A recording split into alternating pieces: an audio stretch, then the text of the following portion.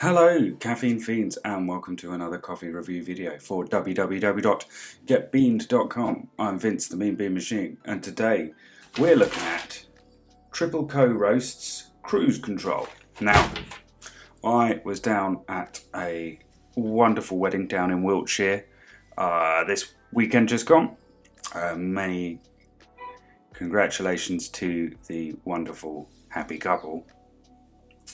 And on one day of the weekend, I was recommended after the wedding, or I was recommended at the wedding by a wedding guest, to check out a coffee shop in a nearby village. It was about 10 minutes away from where we were staying, called Willow & Co. Now, if anybody knows anything about the English kind of coffee scene, it's quite hard to get decent coffee outside of certain big cities. So that side of Wiltshire, not too far away from Bristol, which I would say for my money in England has the second best kind of coffee scene outside of London, for my money. You know, people might debate that, which is fair enough.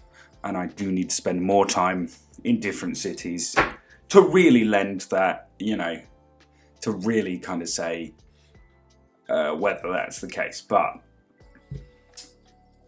with my limited knowledge, that's that's how I'm positioning it so far. So there is some really wonderful coffee floating about, but in certain parts of Wiltshire, it's very rural. There's tiny villages. It's very hard to get a decent cup of coffee. So someone recommended this coffee shop to me, and I was there. In short, I was like, yeah, definitely checking that out. So a friend and I, we were both groomsmen, and we popped in the day after the wedding.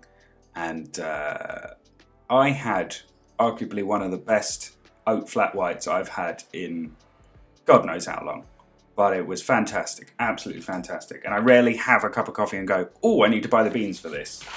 But they were selling the beans. So these are the beans. This is Triple Co-Roast Cruise Control. So firstly, Brazilian, which instantly for me sort of flags up a suspicion. I'm not necessarily a huge fan of Brazilian coffee, but this flat white was amazing. So I bought a kilogram of it because it did come in 250 grams, but in ground. And I wanted the beans, so I bought a kilogram of beans for about £30 from this shop. I presume you can get it on their website. I'll flash it up,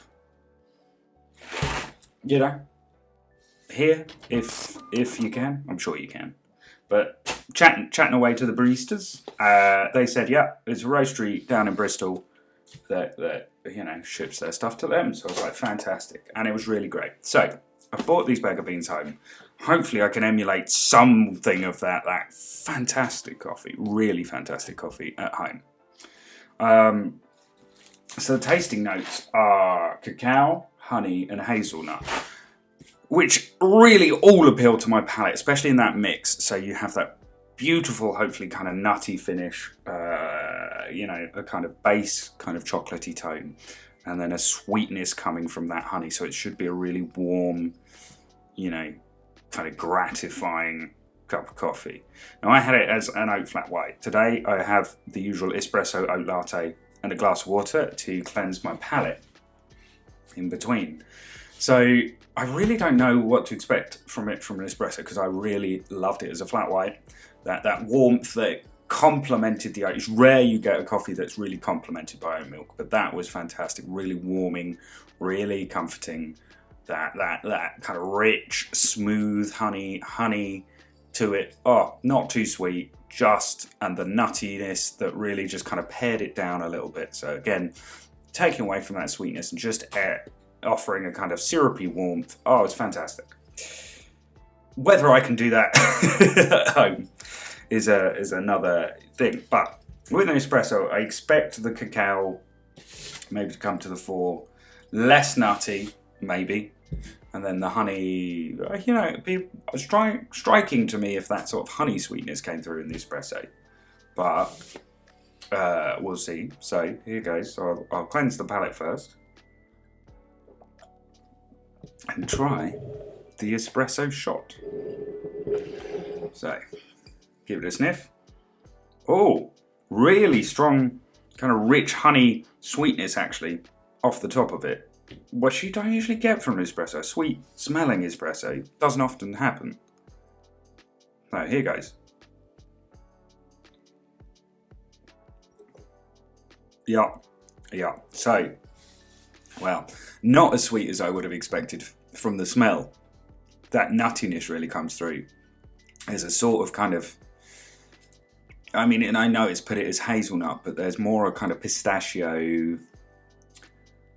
The problem with, you say pistachio and people instantly lend their mind to like pistachio paste, pistachio ice cream or something that's quite sweet.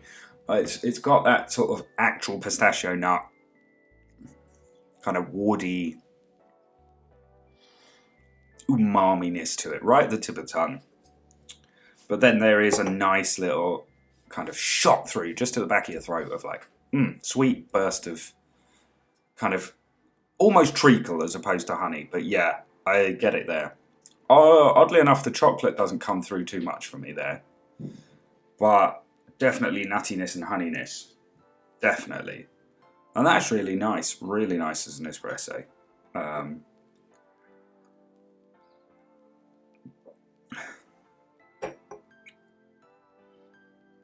Slight bit of something else I can't quite put my finger on. Maybe like a very mild stone fruit, plummy a bit maybe. But I wouldn't, it's not easy to draw out, so I can see why it's not made the list. But yeah, quite a nice kind of laid back, chill espresso. So I like that. I like that a lot. So I'm going to cleanse my palate, and it's a lovely day. It's a lovely grey day with rain. Really kind of beautiful and cozy to be indoors, but I do apologise if my mic is picking it up. It's a lovely day to be sitting at home just trying wonderful coffees. Anyway, sorry.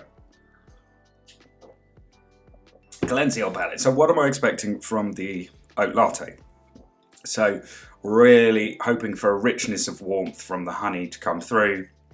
The nuttiness almost to be pared down a little bit just to add a finish to it. And the cacao base to become more noticeable as everything is sort of drawn back a little bit. So, I mean, like I say, I did have it as an oat flat white the other day, so I'm hoping the oat latte doesn't drown it out too much. But, you know, I do have a kind of base knowledge of what it should be like if done properly. So let's hope I've done this properly. Cheers.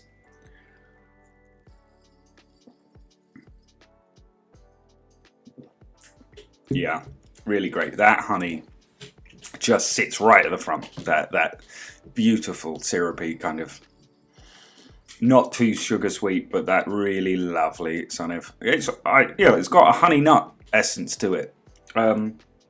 Really has. It really has. It's really hit the nail on the head. I see why they've said cacao rather than, you know, chocolate, because it's not sweet, but there is that warm base note there. Really fantastic coffee. Really fantastic coffee. Cannot recommend it enough if you're in the Bristol area or if you have access to the internet. And I'm really surprised. I'm not a huge fan of Brazilian coffee. I live with a Colombian who is also not a fan of Brazilian coffee. There may be a sense of bias there as well. But that is really great. Really great. Really loved it. So yeah, would really thoroughly recommend. So it was about, like I say, about £30 for a kilogram. So that'll do me for a little while. But yeah, there'll also be a review of Willow & Co. up on the website. I'll put a link in the description as and when I do it. So keep an eye out for that. Otherwise, thank you very much for watching. Take care, and we'll see you all soon. Do hit those like and subscribe buttons. Keep an eye out for us on TikTok at Get Bean Coffee, and me at the Vince Wood on Instagram. All right, take care. Bye for now. Bye.